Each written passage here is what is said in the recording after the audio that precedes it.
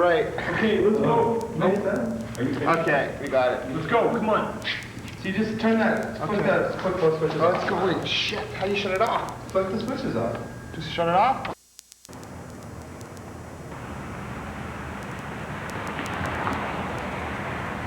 Hi, this is Phil reporting from Yorkville and Bay. Get ready for passenger what you Yorkville today is well known for its small boutiques and shops that appeal to the more affluent in our society. Myers Deli is certainly a good example.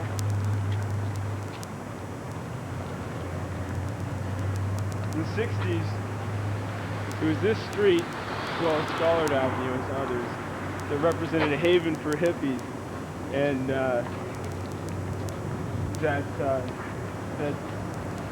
that represented a lot of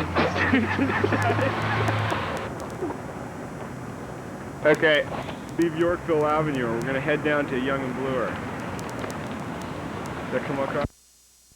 Tell us why you like Yorkville. Why do you come here? I just come to get a shot.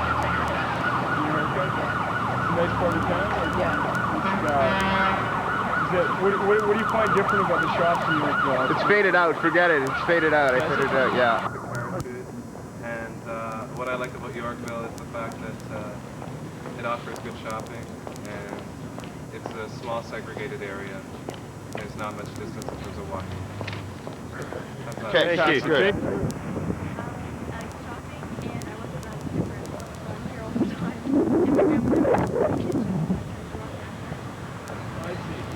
What is your favorite feature of this shopping? Yeah. Okay, Phil, you're on. Talk! We found a living, breathing Yorkville resident. Louder. We found a living, breathing resident of Yorkville. We're going to ask her what her favorite feature of living in being in Yorkville.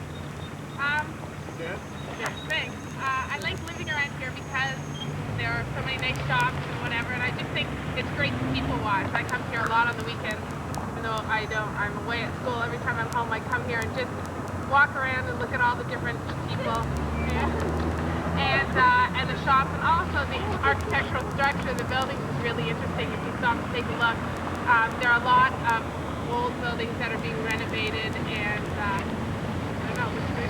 Thank you very much. Good. Okay. Bloor Street, Canada's Fifth Avenue, is nationally and internationally renowned for its shopping. The expensive shops, not as trendy per se as Yorkville, but nevertheless quite expensive.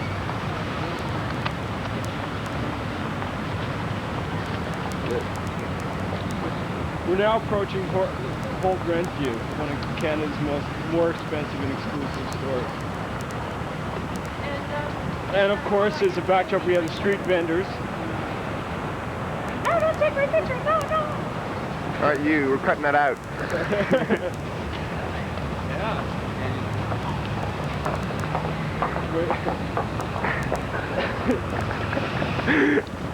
And then if you look across the street, there's Creed's. Please excuse the focus. Yeah, please excuse the focus on this. Here's Holt Renfrew. My grandmother. Hold on, I have to say this. You know, it's probably pretty. Hi, Mom. Okay. Well, you could say this car speaks for itself. Sorry, I'm in the way here. There's the famous Bloor Street Diner. Hi, girl. People from all walks of life come and walk over.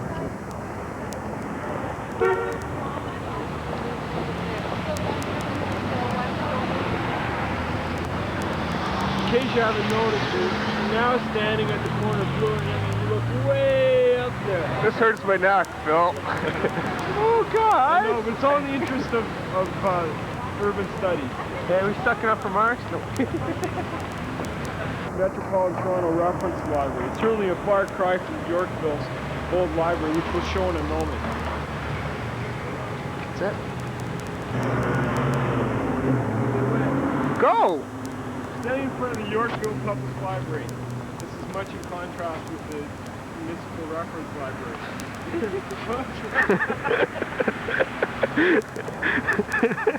Keep going! Keep going! Keep going! Go! And if you look over there, which we'll be going to in a moment, that's the old Yorkville Fire Hall. I think that's what it's called. You better be sure about that, Phil. Okay, now cut it, cut it. Fire Hall. Fire Hall was built in 1786. Sorry, 1870.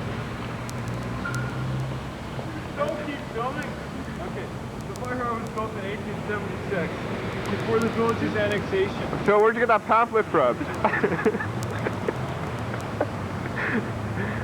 The fire warden lived in the station, and a night fireman was housed in a cottage at the rear. Remedial reading by Phil. The tall tower allowed hoses to be hung full length to dry out. The brigade was paid on a per fire basis. So the more fires they had, the more they got paid. That's where arson started, right, Phil? This is true. After annexation, the building deteriorated, and with the exception of the tower, was rebuilt in 1889. The entire building was refurbished in 1975. Look, Phil, it looks like time to go. Oh. And now, if you look at this plaque, it inscribes the Yorkville coat of arms. See that just there? It's nice, Phil. Let's go. That is the, I guess you'd call it a gargoyle or something, above the Copa. The Copa was the particular nightclub who was in a recent dispute with the city of Toronto and the Yorkville residents. The dispute basically centered around the Copa's licensing it was originally licensed as a dinner theater, but was operating as a disco nightclub. The dispute centered around that fact and is still not as yet settled. Read it? Yeah. Okay. The car too.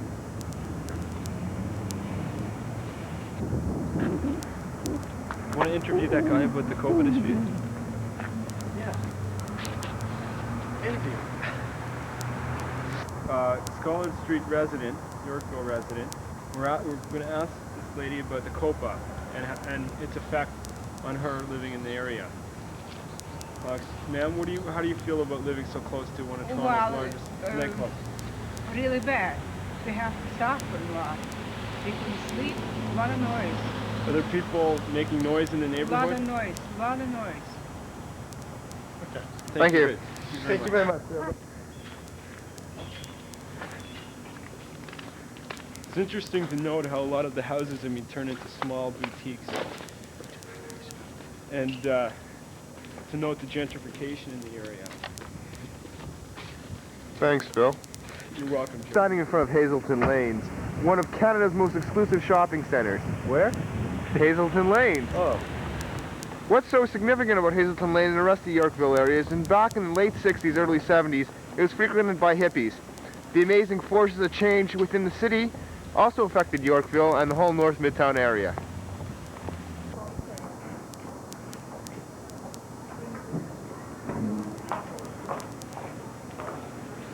You got my head.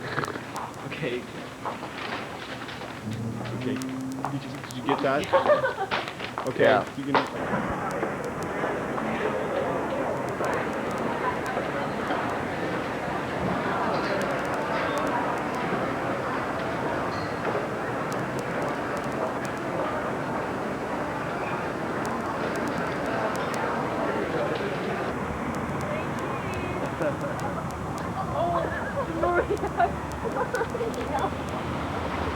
What you're now looking at is Yorkville Avenue, but more particularly the Four Seasons Hotel. It's hurt my neck again, Phil. Sorry, Jody. I'll pay for your chiropractor. Hi, Mr. Caulfield. Hi, Mom. Hi, Dad. No one said hi, Dad. Everyone says always hi, Mom. I won my Academy Award. Yorkville Avenue is also famous for its exclusive language. I got out of focus.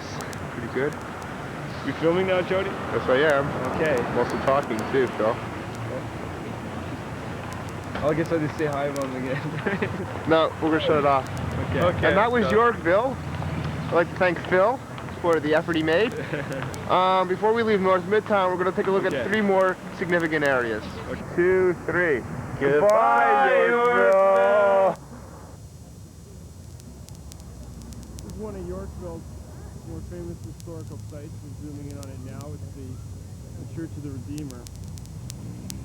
Built in the last century. You notice that it almost looks as if they built the building around the church instead of destroying the church itself. It's an historical site now. We're at the corner of Avenue Road and Bloor. Museum.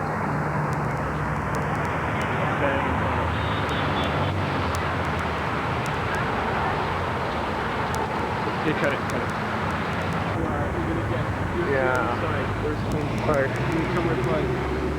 You'll get U of T on the other side, Jody. This is Queen's Park Crescent we're on now. This is the U of T. Part of it anyways, but it's mostly spread out right now. And on the other side is what the street is named for. Wave high to Queen's the Park. Premier. And over there is some tall buildings. Down towards Jody's area. He'll show you a video production. King-Spadina. King-Spadina. Thank you, Phil. You're welcome, Jody. King-Spadina. We're going to start at the most northerly point, which is Queen Street, Soho. Used to be famous for discount furniture marts. Now it's become a place where trendy people hang out. I don't know what I'm saying, so let's go on to the next scene. What's wrong?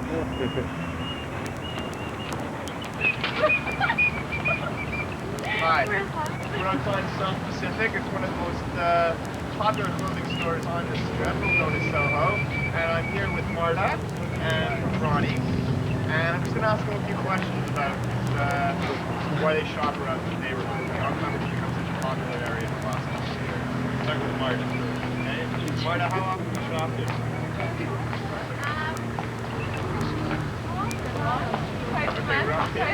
Twice a month and come down. Do you? Do you spend a lot of money down here, or is it just... Louder, Jody, come on. Come on. We spend money. The clothes are cool. Not that expensive. Are you wearing anything now that... No, not No. Where do you usually go to buy? Two clubs. We go out at night. Yeah. You ever go to clubs like, what do you call it? What's down the street? We've been to the Bamboo. The Bamboo, yeah, that's right. And what else did I ask you? What kind of people go to the Bamboo? Fun people. Yeah. Really different people. Are you typical of the type of people that come shop here? I don't think so. And how long have you been out? I'm fading in out too much. Last spring. Last spring? That's my opinion. The reason I asked that question is we're trying to find out exactly when this area is starting to become more of a clothing-oriented area. This way the furniture mall. This used to be the... Look at them, Marta. This used to be the furniture capital of Canada. Discount furniture. And Phil, I like to thank Marta and Ronnie, and if they want, they can come along and look at the rest of the city. Okay? Coming? Hi. We're still on Queen Street. Before we go take a look at the rest of the area, Danny and I and our friends are going to go in for some lunch here. We're past one of the many new sidewalk bistros and cafes that dot the Soho neighborhood. Club Monaco on Queen Street. We're almost at Spadina. This is one of the newest clothing stores. It's the Alfred Sung, the famous fashion designer from Toronto. And we're going to walk down the Queen Street.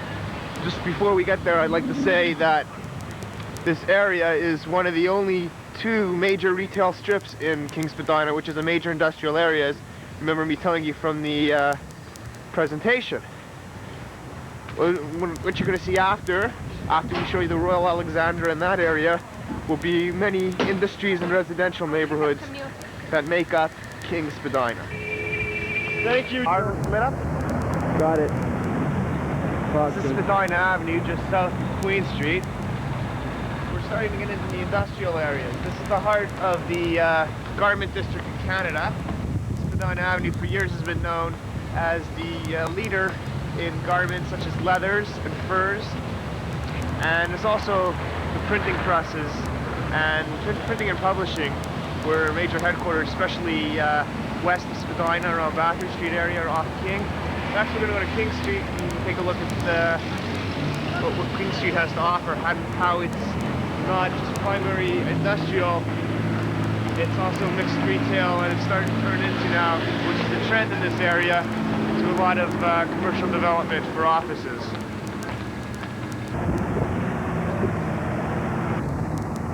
And about 5 to 10 years ago, when these houses were redone, and there's one big problem. Alright, camera's on, guys. Camera's on.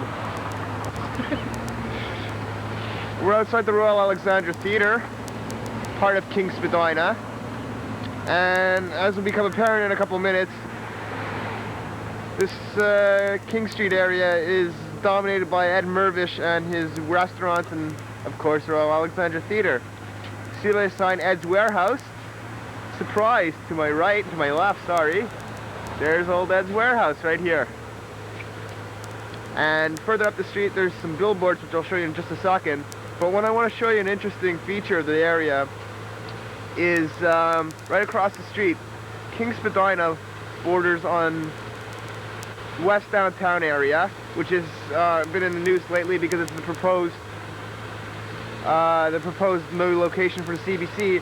But also west downtown is unique for a couple of features, which you'll just see. There it is, Roy Thompson Hall. There's the CN Tower.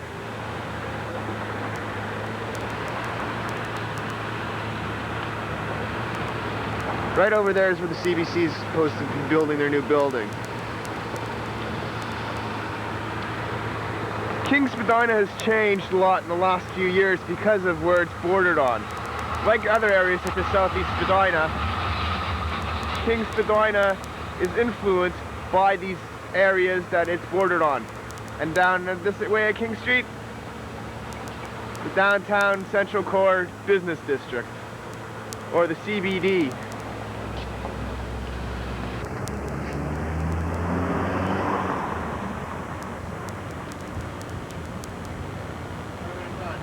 Spadina. These are striking parking lot attendants.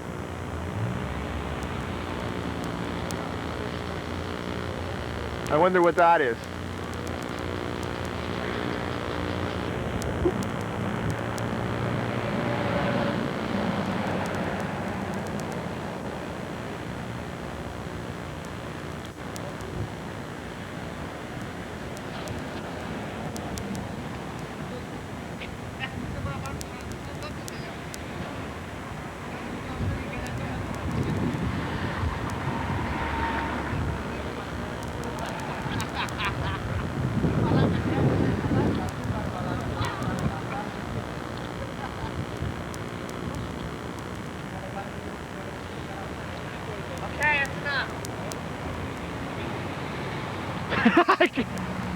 This is the Metro Toronto Convention Center, as you can see, plus the hotel. And just as one more little thing, over in the horizon there, Daddy's area, King-Spadina. Oh, I know. That was Harbourfront. Take two. Take two. And over there, in the horizon where I'm closing up on, this is just some of the reasons, or some of the buildings which make King-Spadina stand out from other areas.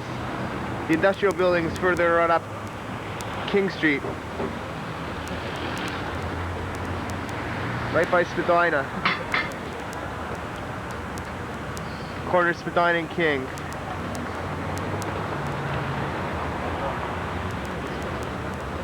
That's where King-Spadina gets its name. We're going to move on further up King Street now.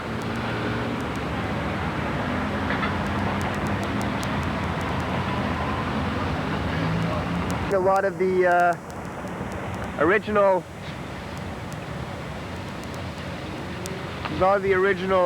building work has remained intact, even though maybe the purpose of the building has changed. These are all old, at one time, old factories and warehouses. This is just west of Spadina. Tell them to turn it off. Right here? Portland Street. You should turn. Okay, turn down the. At the corner of King and Bathurst. Bathurst is the westernmost boundary of this area. And we're making a left turn on the Bathurst now, right, Danny? Right. Right. Oh, look at the car go! Oh. We're at Wellington, Portland. We're heading over to the residential area, but I just want to show you something that's very historic in this neighborhood. It's another warehouse. And it's right over there. See it on that sign? It's the Cop Clark Publishing Company. Again, I told you before that this area was a lot of printing and publishing. This is one of the oldest buildings, and it has been deemed a historical site by the Toronto Historical Board. Now we're going to go down Portland Avenue toward the residential area here. Oh, actually, look across the park here. Look across right over there. I want to talk about that. Shut it off. Pull over. I'm going to go into that park. I got the top of the trees. I'm sorry. I want to film this. Give me this for a sec. I'm so excited. Spring is coming!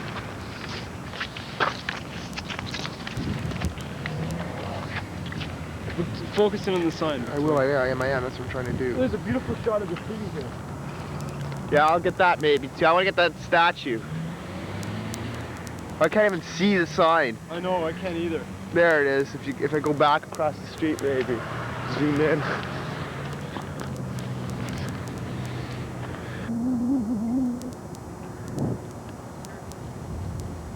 This is one of 3 parks in the King-Spadina area, and what's unique about the King-Spadina area is that due to its lack of residency, population's been declining every year. As you can tell from the census tracts that I read before, they're unique.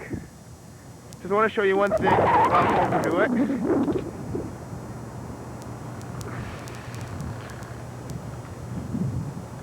This is a statue dedicated in the memory of the defense of York, now Toronto. It's Victoria Memorial Park still. East down Wellington Avenue of Portland. Of the proposed railway lines. As was mentioned various times. Again, as we come off the railway lines, we see at the corner of Front Street and Draper, this is the one area in King-Spadina which is significantly residential, and you'll see when we go down the street. Again, the area is mainly industrial, but Draper Street is an area of the King-Spadina district that has maintained a lot of its old style. There is some gentrification. A lot of people are proud residents here. A lot of people in this area actually are of Portuguese descent, because it borders on the Niagara Street area, which is right across the street from Bathurst. And I'm going to walk down the street just a bit.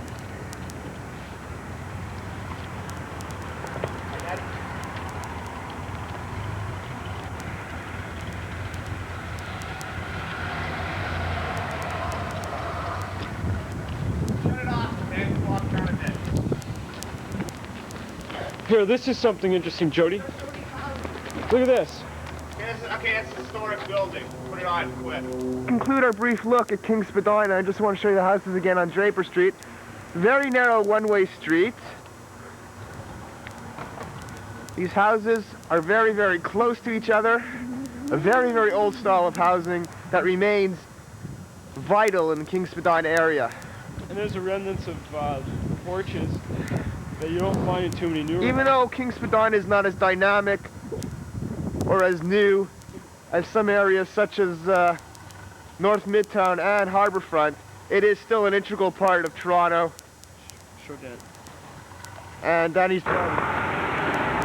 First part of the city. See these buildings? This is Daddy's area coming up, Harbourfront. It's beautiful, isn't it, Jody? Beautiful, certainly is. Go. Okay, we're standing outside Harbourfront Corporation headquarters, which takes the 5th floor of this entire office space. We're now going to go see what Toronto's newest neighborhood looks like on the lake, which is the Harbourfront is a highly political issue in which a lot of tax dollars are being used, and the question is areas of Toronto's lakefront have the sunny side on the west and the beaches on the east of the city. with a core area frontage devoted to industry and shipping facilities. Shifts in shipping patterns eventually became the port services obsolete and the area became desolate. Today, the front door to the city is a palace of phenomenal rebirth with Harbourfront at the center. When plans for Harbourfront were first announced, the waterfront seemed remote from the city, desolate and cut off from the downtown core by the railway yards and expressway. Time has proved the visionaries right. In the ensuing decades since Harbourfront was first announced, it has begun to fulfill its promise to return the pleasures and excitement of the city's central waterfront to its citizens. It attracts well over 2 million visitors per year to its cultural and recreational activities. The question pertains to, is the waterfront cut off from the citizens by the expressway? By the buildings that make up Queens Quay. We will now go through the 5 keys that make up Harbourfront. In front of Harbourfront neighborhood, we can see the Harbour Castle Hotel, which is indeed one of the most luxurious hotels of the city. The Harbour Castle Hotel is a political issue because of its height, it blocks up the vision of the lake to the general citizen of Toronto. The question is this fair? Okay. On the west extreme of the Harbourfront, on the east extreme of the Harbourfront is the York Quay. This is dominated by what is known as the Queens Quay Terminal. The east side of the York Quay is dominated by the old terminal warehouse, now renamed the Queens Quay Terminal. The building represents the first agreement for development between Harbourfront and one of the world's largest developers, Olympia and York Development Limited.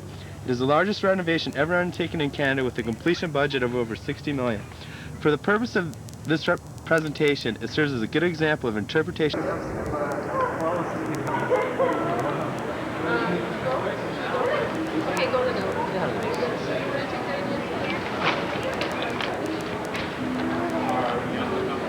Shut that off and go over there and catch us going down the escalator.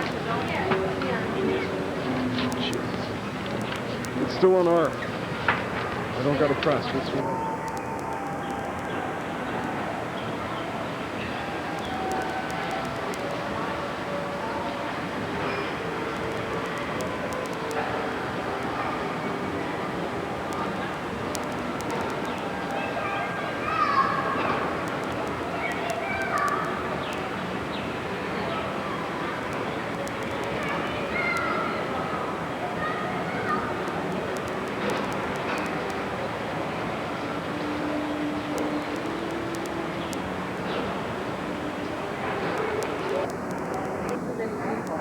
No, it won't. I'm sure you.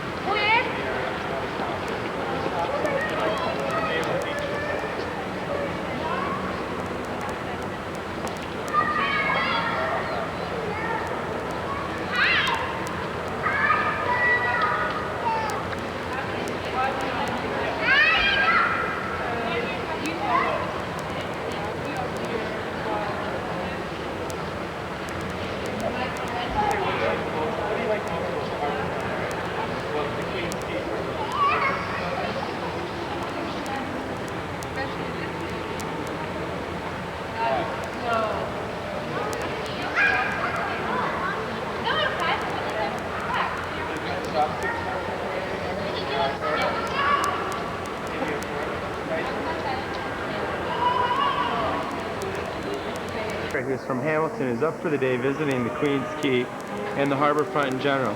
Excuse me, Mary, what do you like most about the Queens Quay? The food. You like the food? Are the shops nice? I don't know. I haven't noticed the names of any of them. Have you bought anything, clothing or anything in here? No, not yet. No. Okay. Thank you. Thank you. Terminal at the very top, we can notice that there are highly priced condos which you get a very nice view of the Harbourfront from. Also flourish on Harbourfront, as evidenced by the Harbourfront Art Center. And this is only phase 1 of it. Turn around and get the antique one. And we're now going to